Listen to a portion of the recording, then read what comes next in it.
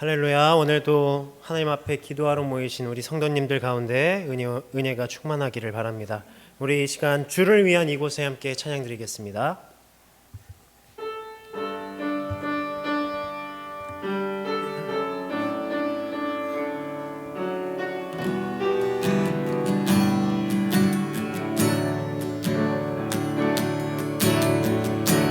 주를 위한 이곳에 예배하는 자들 중에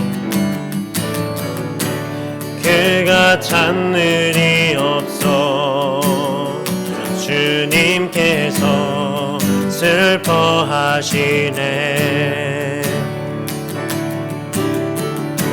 주님이 찾으시는 그 한 사람 그의 배자, 내가 그 사람 되길 간절히 주께 예배하네. 주 은혜로 이곳에 서 있네. 주 임재에 엎드려 절하네. 그 어느 것도 난 필요 없네. 주님만 경배해. 주 은혜로 이곳에 서 있네. 주 임재에 엎드려 절하네. 그 어느 것도 난 필요 없네. 주님만 경배해. 한 번 더 찬양하겠습니다. 주를 위한 이곳에 예배하는 자들 중에 그가 찾는 이 없어 주님께서 슬퍼하시네. 주님이 찾으시는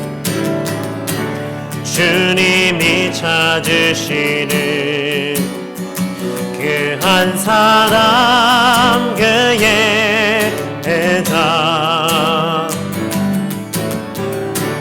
내가 그 사람 되길 간절히 주께 예배하네.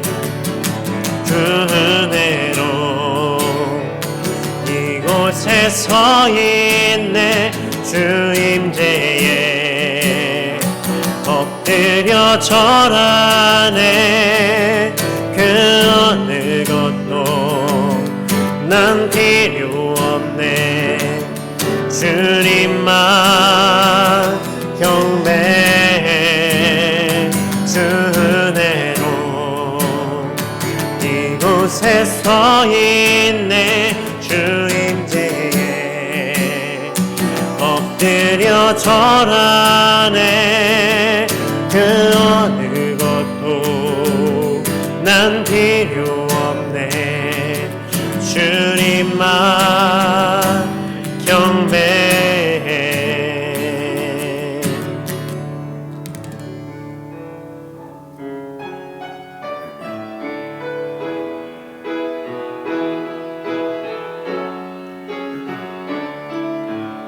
내 백성이 나를 떠나,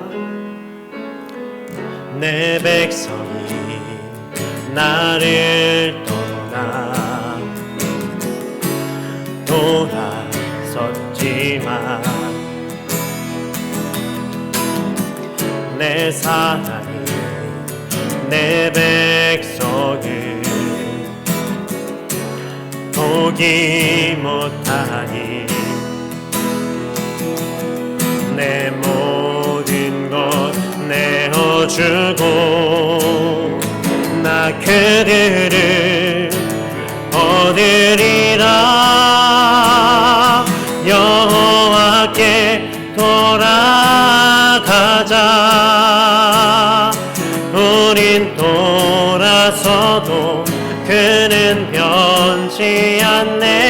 여호와께 돌아가자.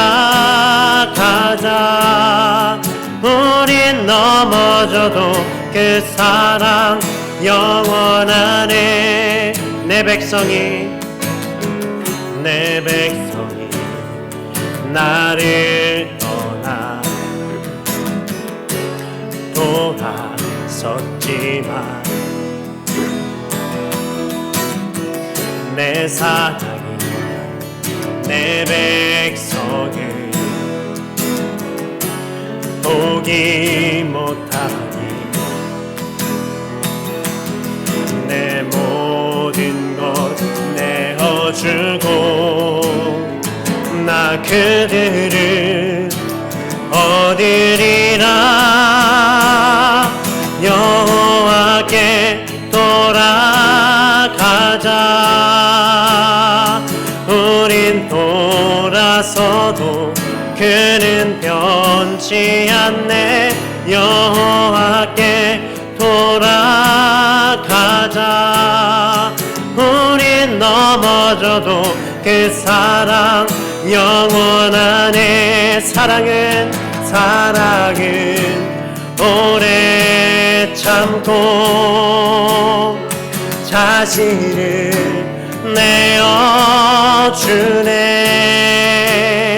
서로 사랑할 때 세상은 주 보내. 사랑은 절대 지지 않네. 사랑은 오래 참고 자신을 내어주네. 서로 사랑할 때 세상은 주 보내. 사랑은 절대 지지 않네. 여호와께 돌아가자. 우린 돌아서도 그는 변치 않네. 여호와께 돌아가자. 우린 넘어져도 그 사랑 영원하네.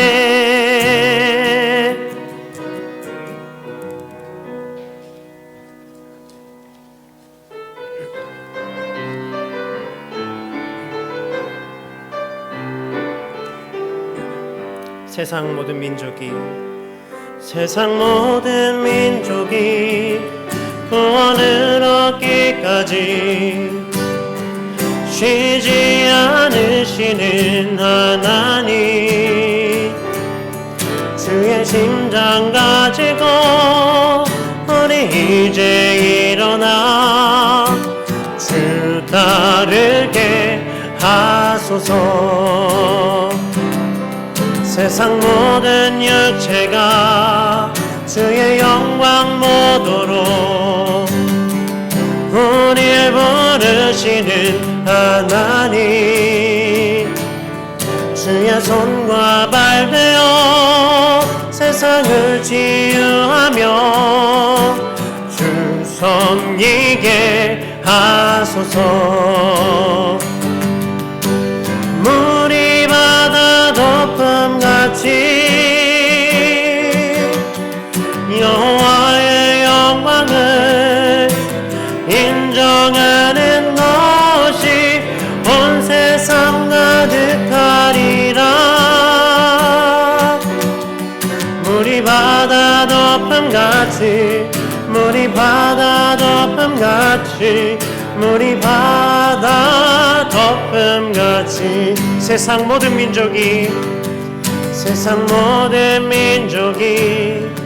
구원을 얻기까지 쉬지 않으시는 하나님. 주의 심장 가지고 우리 이제 일어나 주 따르게 하소서. 세상 모든 육체가 주의 영광 보도록 우리를 부르시는 하나님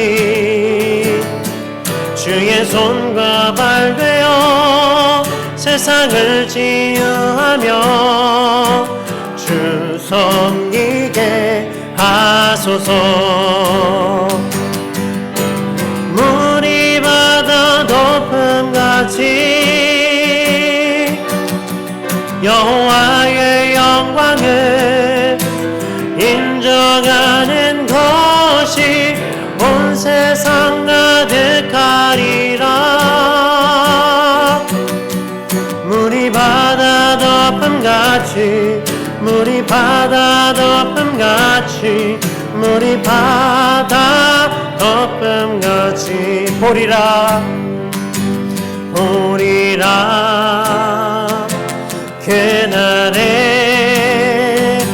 주의 영광 가득한 세상 우리는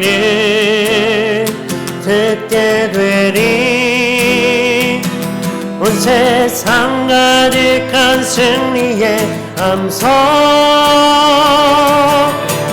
물이 바다 덮음같이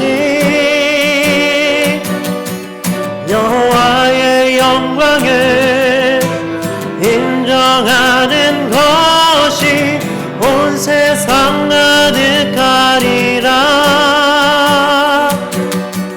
물이 바다 덮음같이 물이 바다 덮음같이 물이 바다 덮음같이.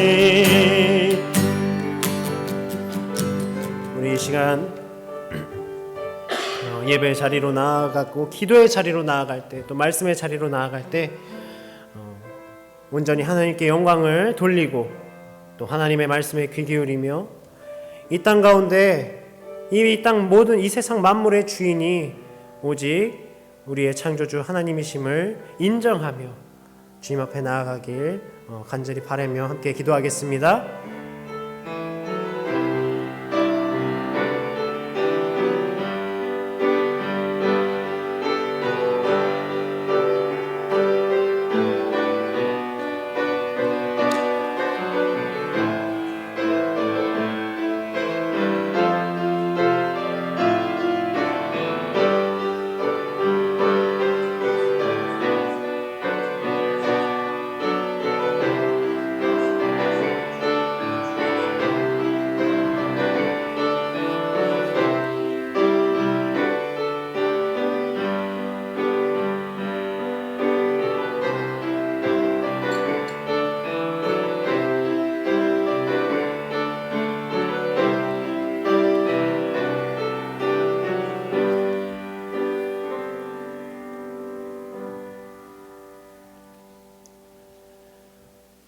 오늘 하나님의 말씀은 구약 성경 이사야 1장 1절에서 9절까지 말씀입니다.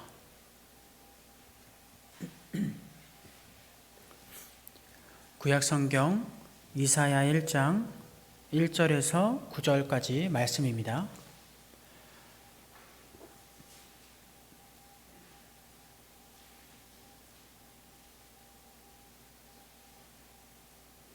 우리가 함께 한 절씩 교독하도록 하겠습니다. 유다 왕 우시야와 요담과 아하스와 히스기야 시대에 아모스의 아들 이사야가 유다와 예루살렘에 관하여 본 계시라.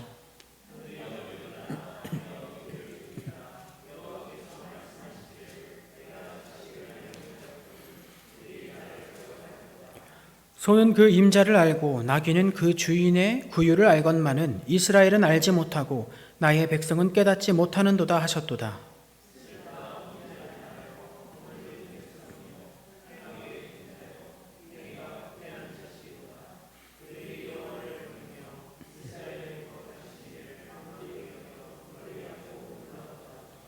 너희가 어찌하여 매를 더 맞으려고 패역을 거듭하느냐? 온 머리는 병들었고 온 마음은 피곤하였으며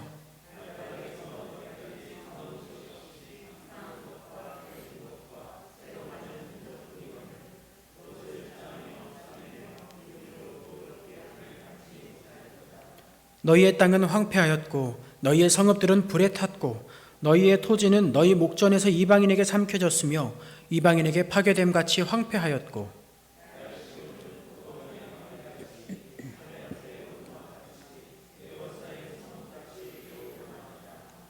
만군의 여호와께서 우리를 위하여 생존자를 조금 남겨두지 아니하셨다면 우리가 소돔 같고 고모라 같았으리로다. 아멘. 네, 하나님께서 함께 하십니다.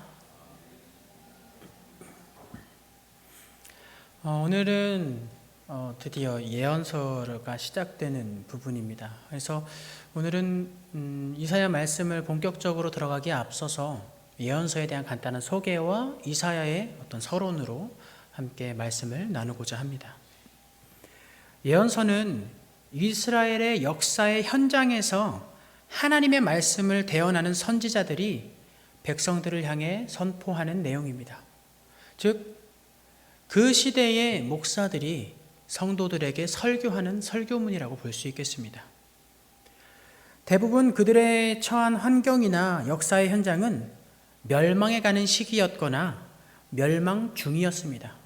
심지어는 이미 멸망한 이후에 일어나기도 했습니다. 그래서인지 예언서의 80%는 이스라엘 백성들의 죄악으로 인한 하나님의 진노와 심판에 대한 이야기가 담겨져 있습니다. 그리고 나머지 20%는 하나님의 구원과 회복에 대한 메시지입니다. 그런데 이미 역사가 다 흘러가고 그 결과에 대해서 다 알고 있는 우리에게 이 설교문은 과연 어떠한 의미를 가져다 주고 있는 걸까요? 우리는 이 예언서들을 통해서 어떠한 메시지를 발견해낼 수 있을까요? 대부분 우리가 발견하는 것은 구약의 역사를 통해 검증된 하나님의 진노를 피하기 위해서 하나님께 돌아오는 것에 대한 이야기입니다. 경고하실 때 얼른 돌아와라. 크게 다치기 전에 얼른 돌아와라. 혹은 어떤 벌이 나에게 있었으면 그 잠깐의 벌을 받고 어서 돌아와라 라는 겁니다. 즉, 하루빨리 하나님을 외면하는 그 죄악된 현장에서 벗어나서 다시금 하나님 품 안에 안겨지어라 하는 어떤 교훈을 얻고 있는 것이죠. 물론 실제로 선지자들이 이런 메시지를 전달하고 있습니다. 그러나 보다 중요한 사실이 있습니다. 그것은 그들이 일어나고 있는 혹은 이미 일어난 그 역사를 과연 어떤 시선으로 바라볼 것이며 그 역사가 지금 우리에게 어떤 의미를 가져다 주고 있느냐에 대한 이야기입니다. 그리고 그 시선과 의미는 지금 현재를 살아가고 있는 우리에게도 어떤 적지 않은 울림을 남겨주게 될 것이라고 생각합니다. 그래서 매주 금요일에는 특별한 일 없는 이상 제법 긴 시간 동안 이 예언서를 다루게 될 텐데요. 우리는 이 말씀들을 통해 제가 간절히 소망하는 것이 하나 있습니다. 그건 뭐냐면 우리 삶의 현장과 인생을 바라보는 그 시선에서 선지자적인 시선과 선지자적인 이해가 저와 여러분들에게 적용되길 바라는 것입니다. 오늘 우리가 함께 바라본 본문의 이사야는 주전 740년에서 680년까지 약 60년 동안 남유다와 예루살렘에서 주된 활동을 했던 선지자입니다. 구체적으로는 1절 말씀에 나타난 것 같이 유다왕 우시야, 요담, 아하스, 히스기야 시대에 활동했습니다. 대부분의 예언서들을 보면 이렇게 자신의 시기와 활동 무대를 소개한 다음에 하나님께로부터 받은 소명에 대해서 이야기합니다. 그러나 이사야는 조금 특별하게 그 소명이 6장에 가서야 비로소 등장합니다. 이사야 선지자는 먼저 자신의 삶에서 나타난 여러 시대적 정황과 배경을 소개하면서 시작하죠. 그렇게 1장의 본문의 내용을 좀 살펴보다 보면 어떤 이미지가 그려지게 되냐면 이사야 선지자가 자신의 말년에 지나온 역사를 되돌아보는 듯한 그림이 펼쳐지게 됩니다. 이사야는 지나온 역사를 통해 하나님의 메시지와 엮어서 함께 자신의 그 이스라엘 백성들에게 선포하고 있는, 알려주고 있는 모습을 보여주고 있는 겁니다. 이사야는 지나온 역사가 자신의 삶 속에서 어떠한 시선으로 보여졌고 그 역사가 자신의 삶에 어떤 의미를 담고 있는지에 대해서 많은 사람들에게 알려주길 원했습니다. 그래서 5절로 8절에 나타나는 이 말씀은 그의 인생에서 가장 큰 두 가지 사건을 떠올리게 합니다. 5절에서 8절 말씀은 이렇습니다. 너희가 어찌하여 매를 더 맞으려고 패역을 거듭하느냐? 온 머리는 병들었고 온 마음은 피곤하였으며 발바닥에서 머리까지 성한 곳이 없이 상한 것과 터진 것과 새로 맞은 흔적뿐이거늘 그것을 짜며 싸매며 기름으로 부드럽게 함을 받지 못하였도다. 너희의 땅은 황폐하였고 너희의 성읍들은 불에 탔고 너희의 토지는 너희 목전에서 이방인에게 삼켜졌으며 이방인에게 파괴됨 같이 황폐하였고 딸 시오는 포도원의 망대같이 자매밭에 원두막같이 에워싸인 성읍같이 겨우 남았도다. 이 말씀을 딱 보면 우리가 자세한 역사는 알지 못하더라도 남유다가 적지 않은 큰 위험에 처했다는 사실 정도는 알 수가 있습니다. 우리는 예언서를 보는 시간만큼은 가능한 이 본문에 나타나는 역사적 사실들을 간략하게나마 모두 다루게 될 겁니다. 이사야 선지자 삶에서 큰 사건 두 가지는 먼저 아람과 이스라엘의 연합군이 유다를 쳐들어왔을 때 시작합니다. 당대 최고의 강대국이었던 아람은 이제 지금의 시리아죠. 그 아람은 신흥 강대국으로 떠오르고 있는 아수르를 눌러 제압하기 위해서 주변 국가와 동맹을 이루어가며 자신의 몸집을 부풀리고 있었습니다. 근데 이때 남유다가 그 동맹을 거부하게 되죠. 그러자 아람 왕은 지금의 남유다 왕을 폐위시키고 자신에게 우호적인 새로운 왕을 세우기 위해서 북이스라엘과 연합을 하여서 그의 공격을 가했습니다. 구체적으로는 7장에 제시되고 있습니다. 두 번째는 아수르가 유다를 쳐들어왔을 때입니다. 주전 약 701년경에 일어났던 이 공격은 예루살렘을 아수르 군대가 포위하면서 굉장히 잔인하고 또 굉장히 위험한 지경에 이를 때까지 그들을 계속해서 공격하는 모습을 보이게 되고 구체적인 내용은 36장에 등장하고 있습니다. 어쨌든 이 두 사건 때문에 남유다는 거의 멸망 직전에 이르기도 합니다.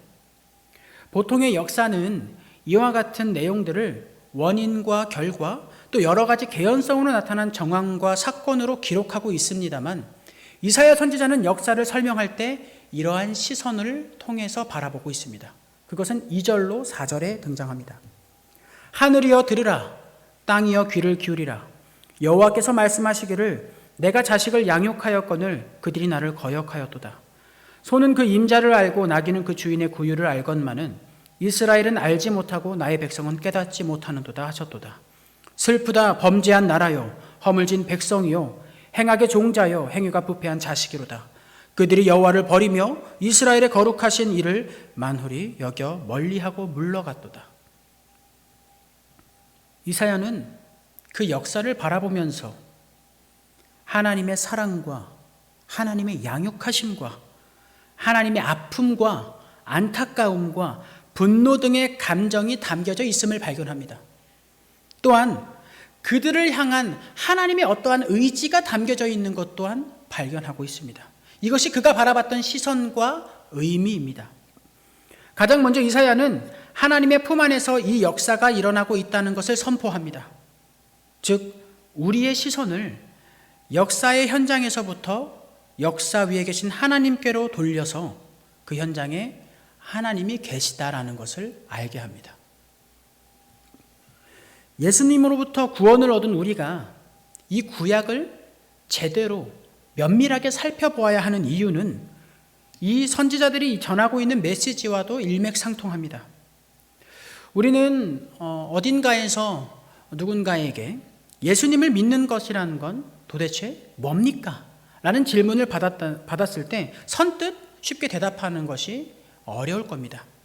조금은 생각한 뒤에 우리는 익히 알고 있는 개념을 설명하게 될 겁니다. 창조주 하나님을 믿는 것과 우리가 죄인이라는 것과 우리를 죄에서 구원하신 예수님을 구주로 믿는 것이 바로 예수님을 믿는다는 겁니다. 라고요. 우리는 이 개념을 알고 있으면서 동시에 우리 삶에 조금씩 녹여내고 그 신앙의 삶을 살아가고 있습니다. 그런데 예수님을 믿는다는 것에 대해서 보다 자세하게 풀어내고 있는 것이 구약입니다. 구약은 신약시대에 나타난 예수님을 통한 그 구원이라는 약속이 한 민족을 통해서 보다 구체적이고 면밀하게 나타나는 전 과정을 담고 있습니다. 그래서 우리는 구약을 통해 현재 우리가 가진 신앙, 예수님을 믿음으로 구원을 얻는다는 것에 대해 보다 자세하게 펼쳐낼 수 있는 겁니다. 그러니까 우리가 이 구약 시대에 이스라엘 백성들의 역사를 살펴보면서 그 속에 나타난 하나님의 시선과 하나님의 의미를 발견하게 되면 믿는다는 것이, 믿음의 삶이라는 것이 어떤 것인 거구나라는 것을 체득할 수 있다는 겁니다. 만약 우리가 삶에서 예수님을 믿는다는 것은 무엇입니까에 대한 이 질문에 대한 답변을 우리 삶에 충분히 녹여내지 못한다면 이런 문제가 발생합니다. 우리가 직면하는 매일매일의 삶의 어떤 크기와 공포 속에서 신앙을 담아내지 못하게 되는 겁니다. 매일 직면하게 되는 현실 속에 우리의 신앙을 적용시키지 못한다는 겁니다. 우리의 믿음을 발산하거나 나타내지 못하는 지경에 이른다는 거죠. 즉, 우리는 삶의 현장을 바라볼 뿐 그 위에 계시는 하나님을 보지는 못한다는 겁니다. 그런 의미로서 예언자들은, 선지자들은, 이사야는 우리에게 역사가 아니라 그 역사 위에 계시는 하나님을 바라보라는 메시지를 던지고 있습니다. 우리는 그런 의미에서 이스라엘 역사를 되짚는 시간이 필요하고 예언서를 통해 그 작업들을 해낼 것입니다. 이스라엘이 자기 뜻대로 마음대로 행해서 죄악이 넘쳐났던 암흑기라고 이야기하는 그 사사 시대를 지나서 그들이 그토록 바라던 왕정 시대로 들어오게 됩니다. 그래서 그들은 이 왕정 시대를 시작으로 말미암아 암울했던 시대는 끝이 나고 우리에게 탄탄대로가 열릴 거라고 생각했죠. 왕정 시대에서 이 왕의 자리는 권력을 힘으로 행사하는 자리가 아니라 하나님의 뜻을 수행하는 대리자의 자리로서 그 권력으로 하나님의 뜻을 따라 백성들의 삶을 책임져야 하는 자리였습니다. 그러나 매번 하나님께서 왕을 세우신 참된 의도를 그들은 해내지 못했습니다. 그래서 그들은 끊임없는 실패를 반복하죠. 단순히 하나님의 뜻을 잘 지키지 못한 것에서부터 벗어나 아예 하나님을 떠나서 다른 우상들에게 눈길을 돌려 섬기는 모습까지 서슴지 않음을 보았습니다. 그 모든 왕들이 하나님을 섬기는 데 실패한 가장 큰 이유는 굉장히 간단합니다. 아마 우리가 삶 속에서 하나님의 말씀을 지키지 않는 이유와 비슷할 겁니다. 그건 하나님의 생각과 내 생각이 다르기 때문입니다. 내 바램과 욕망은 하나님의 뜻을 늘 벗어나기 마련이죠. 그래서 필연적으로 이스라엘 백성들은, 그리고 우리들은 이러한 삶 때문에 하나님의 진노 가운데 놓여집니다. 그리고 때로는 그 진노를 삶에서 받아내기도 할 겁니다. 다만 그것은 완전한 소멸이나 죽음이 아니라 우리에게 조금 견디기 힘든 고통일 겁니다. 이스라엘 백성들에게 멸망해가는 그 시기인 것처럼 말이죠. 이사야 선지자보다 좀 더 후대에 일어난 남유다 멸망 직전에 선포했던 이 하박국 선지자는 이와 관련된 호소를 이렇게 전하고 있습니다. 하박국 선지자가 이스라엘의 멸망해가는 그 남유다 가운데서 하나님께 호소하는 내용입니다. 하나님, 살려달라고 부르짖어도 듣지 않고 폭력이다 라고 외쳐도 구해주지 않으시니 언제까지 그러실 겁니까? 왜 나로 불의를 보게 하십니까? 왜 악을 그대로 보기만 하십니까? 약탈과 폭력이 제 앞에서 벌어지고 다툼과 시비가 그칠 새가 없습니다. 율법은 해이해졌고 공의는 전혀 시행되지 못했습니다. 악인이 의인을 협박하고 공의가 왜곡되었습니다. 그러자 하나님께서는 그의 호소에 이렇게 대답하십니다. 걱정하지 마라.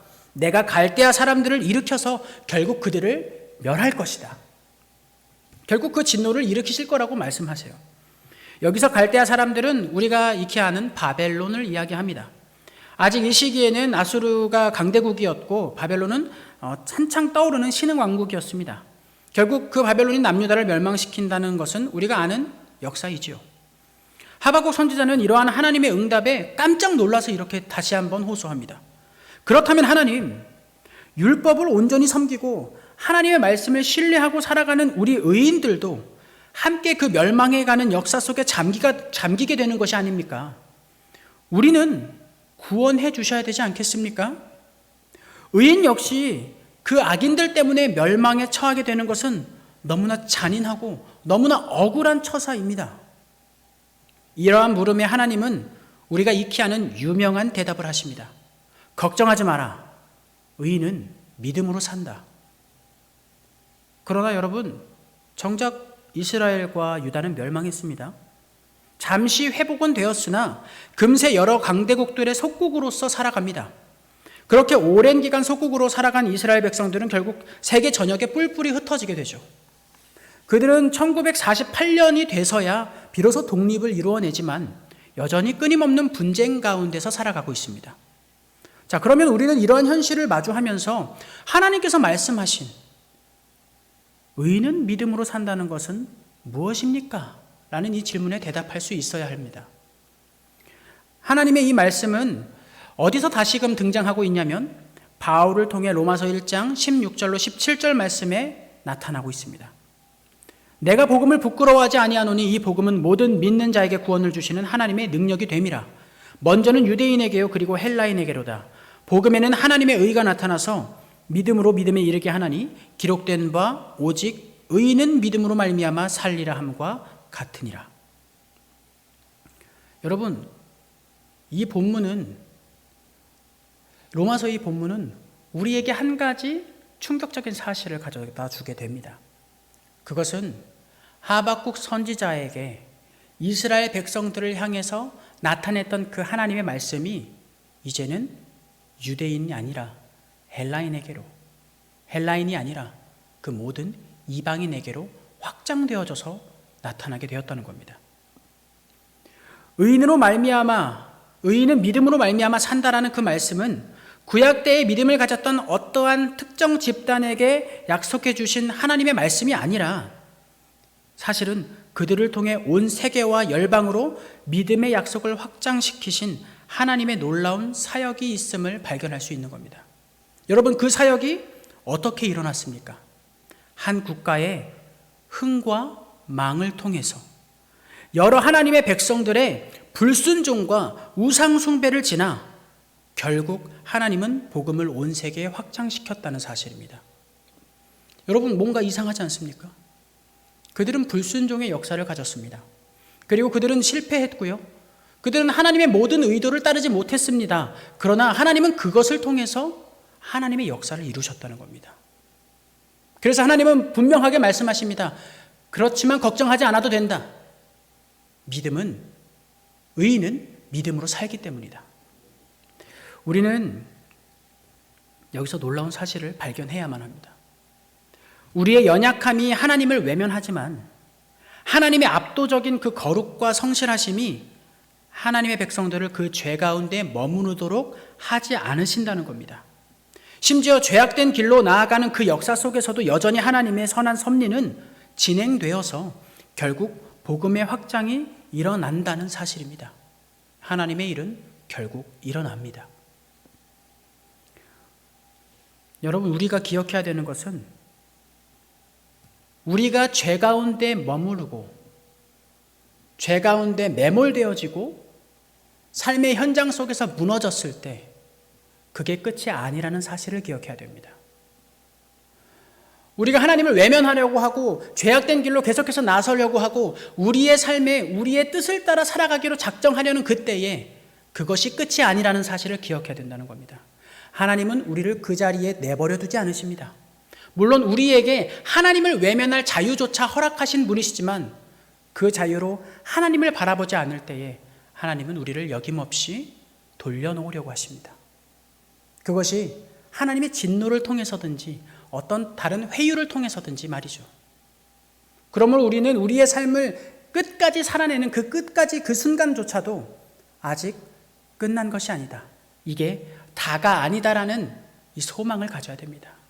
왜냐하면 그것이 하나님의 의지를 통해서 나타나는 역사이기 때문이죠. 우리는 하나님의 이러한 우주적인 섭리와 형용할 수 없는 사랑과 은혜를 너무 작은 틀 속에서 이해하는 경향이 있습니다. 그래서 우리는 주로 세상을 살아가다가 힘들 때에 한 번씩 하나님을 찾아와서 힘을 얻고 돌아가는 하나의 도피처로서 하나님의 은혜를 생각하고 사용하곤 합니다. 그러나 우리는 이 예언서의 말씀을 통해서 좀 더 크신 하나님을 이해하게 됩니다. 개인이나 집단이나 한 나라에 한정된 하나님이 아니라 우주적인 존재로서의 하나님을 경험할 수 있게 되는 것이죠. 우리의 삶의 고통은 분명히 있을 겁니다. 그러나 그게 끝은 아닐 겁니다. 우리가 의인임에도 불구하고 주변의 악인들 때문에 겪는 어쩔 수 없는 힘든 정황과 환경들이 분명히 있을 겁니다. 그러나 그게 끝은 아닙니다. 하나님은 그렇게 말씀하십니다. 그게 끝이 아니니 그 삶을 살아내라고요. 그 삶의 현장에 주어진 환경 속에서, 그리고 그 삶에 허락된 하나님을 외면할 수도 있는 그 자유로 하나님을 바라보라고 말씀하시는 겁니다. 그 자유로 하나님을 떠나 너의 삶의 현장에 닥친 그 문제를 바라보지 말고 그 현장 속에서 함께 하시는 하나님을 바라보라고 끊임없이 외치고 있는 것이 바로 선지자들의 설교입니다.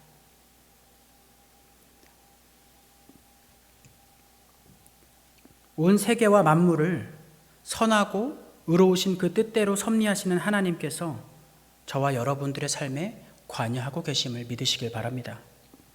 우리 삶의 모든 순간과 과정, 또 그 안에서 벌어지는 희노애락을 통하여서 주님은 우리를 더욱 성숙하게 하시고 그 삶을 통해 결국 하나님의 뜻을 이루어 가십니다. 우리는 그 선하시고 의로우시며 우리를 사랑하시는 하나님을 믿고 그저 주어진 환경과 자유를 가지고 살아내면 되는 겁니다. 그러니 여러분들의 삶의 현장에서 하나님을 바라보게 되기를 원합니다. 우리의 문제에 허덕이지 마십시오. 물론 저 역시도 허덕이고요. 저 역시도 고통스럽고요. 저 역시도 울게 됩니다. 그러나 그 눈물을 통해서 하나님을 발견할 수 있게 되길 소망합니다. 이사야 선지자는, 예레미야 선지자는, 수많은 선지자들과 하나님께서 보내신 많은 선한 선지자들은 눈물로 계속해서 하나님을 발견합니다. 그리고 눈물로 호소하여서 그 백성들에게도 부디 하나님을 바라볼 수 있는 끊임없는 도전과 또 하나님의 역사를 바라보게 합니다. 하나님을 향한 그 기억을 떠올리게 합니다. 그래서 그들의 고통이 아니라 고통 위에 있는 하나님을, 그들의 멸망해가는 현실이 아니라 그 멸망의 현실 속에서 하나님의 뜻이 이루어지는 그 소망을 발견해내라고 합니다. 부디 예수님을 구주로 믿는 우리는 그 믿음으로 삶의 현실에 매몰되지 말고 그 너머에 있는 하나님을 바라보게 되기를 소망합니다. 이 시간 함께 우리가 기도하실 때 우리의 현실과 이 시대 속에서 살아계신 하나님을 바라보게 하시고 하나님의 사람만이 가질 수 있는 그 신앙으로, 그 믿음으로 살아갈 수 있도록 하나님께 간구하시길 바랍니다. 함께 기도하겠습니다.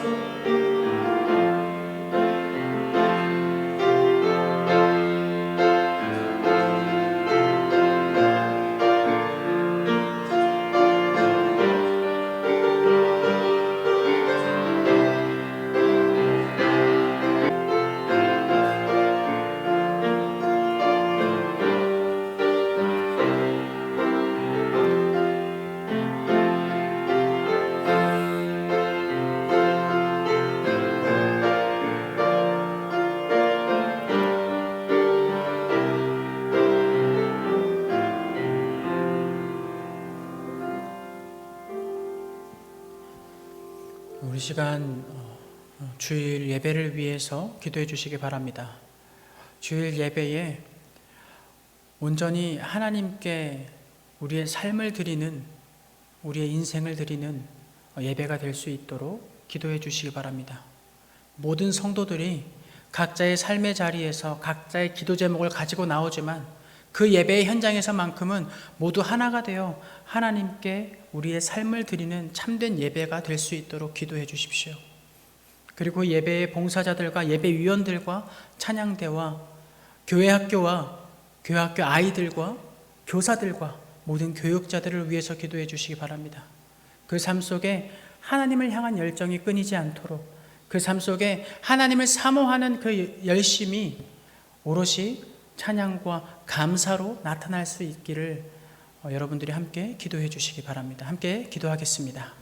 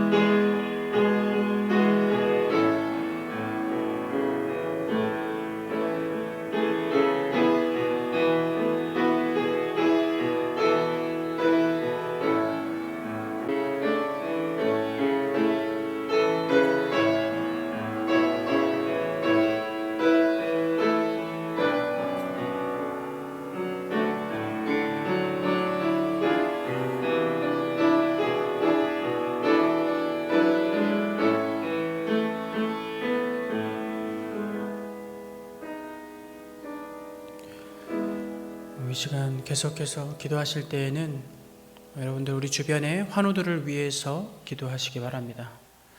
주변에 몸이 아픈 사람들, 또 병상에서 회복 중인 사람들, 또 여러 수술을 앞두고 또 그 수술 가운데서 회복 중에 있는 사람들, 경과를 지켜보고 있는 사람들, 그 모든 이들을 위해서 기도해 주시기 바랍니다. 하나님의 그 치유의 손길이 그들 위에 임하고 하나님의 사랑의 손길이 그들의 심령 가운데 임하여서 영과 육이 아버지 하나님의 모든 그 은혜로 말미암아 전인격적인 삶이 다시금 회복될 수 있도록 기도해 주시고 또 개인적으로 기도하신 후에 돌아가시기 바랍니다.